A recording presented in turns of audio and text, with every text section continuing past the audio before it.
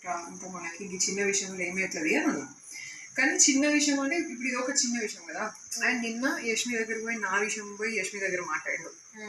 ఏది నా విషయం అంటే నేను సరదాగా అనుకున్నాను కదా, మేము ముగ్గురం ఉన్నప్పుడు నువ్వు నేను ఎట్లా ఓడిపోతామని ఇచ్చినావు కదా రెడ్ ఎగ్ అని సరదాగా అనుకున్నాను. నేను నా మెయిన్ ప్లాట్ఫామ్ మీద నేను అనలే, మేము ముగ్గురం ఉన్నప్పుడు అనుకున్నాం. అది తీసుకుపోయి వీడు నిఖిల్ గారు యష్మి దగ్గర షేర్ చేస్తే యష్మి నామినేషన్ పాయింట్ యూజ్ చేసాడు. సో అది అక్కడ జరిగింది, ఇది ఇక్కడ జరిగింది. సో ఇక్కడ ప్రాబ్లం ఏంటంటే వీడెళ్ళి మనం మాట్లాడుకున్నవన్నీ వీళ్ళకి వాళ్ళకి అంత చెప్తున్నాడు అనేది పృథ్వీ నమ్ముతున్నాడు. దాన్ని విష్ణు స్ట్రాంగ్ చేసింది ప్రామిస్ తీసుకొని. మరి ఇప్పుడు పృథ్వీ ఇస్ లైక్ వీడు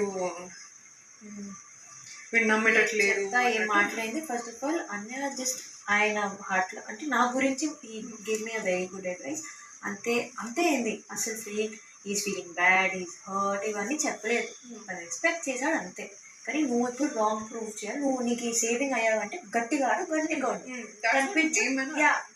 నాకు ఈరోజు పొద్దున అన్న చెప్పింది సోనియా అని హాస్పిటల్ కమింగ్ అయితే లైక్ ఓకే అన్న మాట్లాడతా ఇది అయిపోయింది. బట్ నీ టాపిక్ అసలు రాలేదు. మీ అసలు అన్నయ్య సోనియా కానీ ఇది నేను విష్ణు ఇన్సితకి అన్నప్పుడు దేవలైక్ నువ్వు ఆమె కూడా పక్క ఫీల్ అయి ఉంటుంది.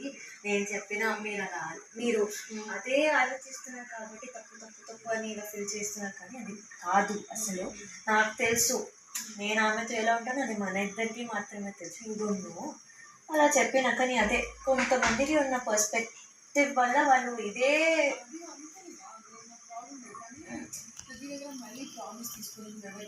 నాకు ఇలా చెప్పలేదు.